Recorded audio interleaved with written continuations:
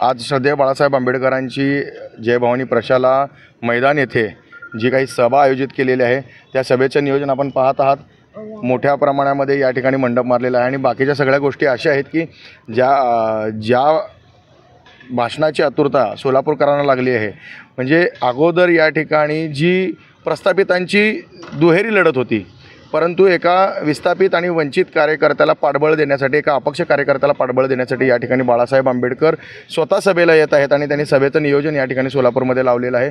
त्यासाठी मी सर्वप्रथम बाळासाहेबांचा आभार व्यक्त करतो आणि मी इथल्याच सोलापूर शहरातील जिल्ह्यातील आंबेडकरी अनुयायांना आणि समविचारी पक्षातील सर्व कार्यकर्त्यांना आवाहन करतो की बाळासाहेबांच्या या सभेला प्रचंड संख्येने इथे उपस्थित राहावं।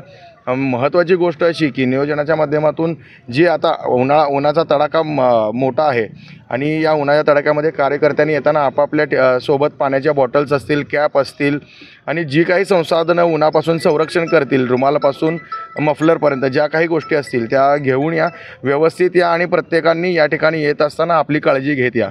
साधारण किती वाजता बाळासाहेब इथं पोहोचतील असं वाटतं? अंदाजे 4 ते 4:30च्या दरम्यान बाळासाहेब इथे पोहोचतील आणि सभा बरोबर 4:30च्या दरम्यान सुरू होईल। जसं जसं ऊन ओसरत जाईल तसं तसं ह्या सभेला